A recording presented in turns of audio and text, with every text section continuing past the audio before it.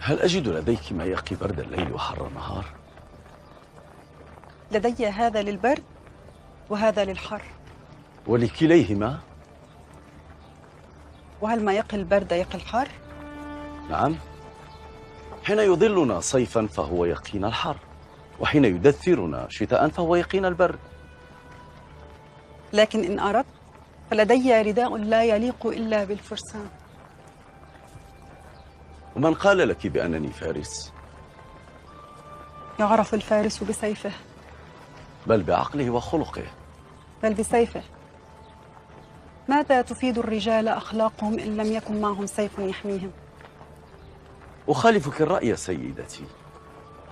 يعرف الرجل بخلقه وسلامة عقله. سأعطيك مثالا.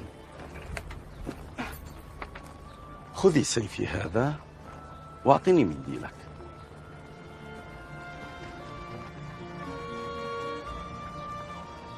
أريني الآن من يصرع الآخر.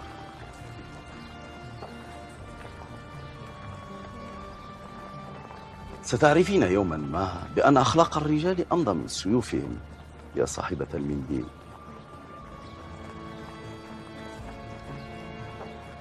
يا هذا السيف. سيف بمنديل، أليست صفقة رابحة؟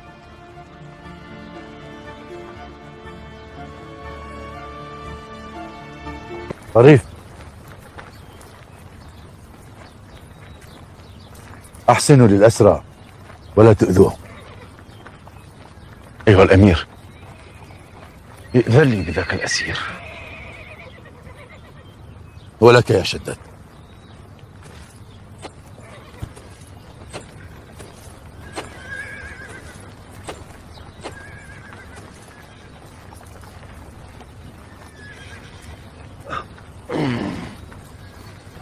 أين هو سيفك؟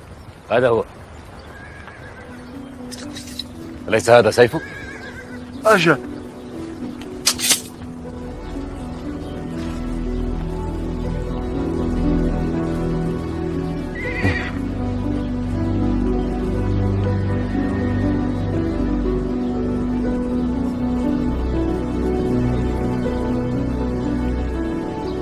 قل لصاحبة هذا المنديل أخلاق الرجال أمضى من سيوفهم.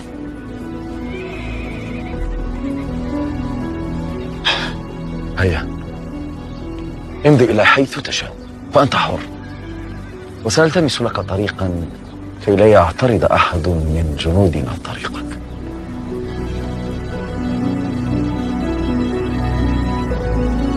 لماذا تأخرت في العودة؟ كنت أسيرا. أسيرا؟ أجل، كنت أسيرا لدى جيش المسلمين.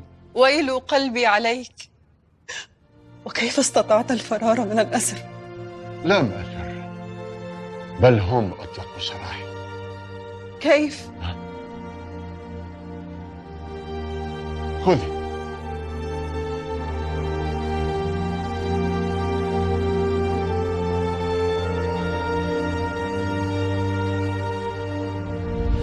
خذي سيفي هذا واعطني منديلك.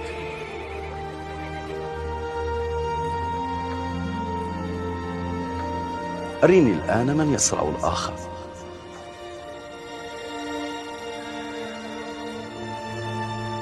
ستعرفين يوما ما بأن أخلاق الرجال أمضى من سيوفهم يا صاحبة المنديل.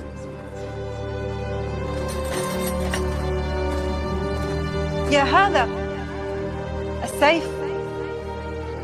سيف بمنديل، أليست صفقة رابحة؟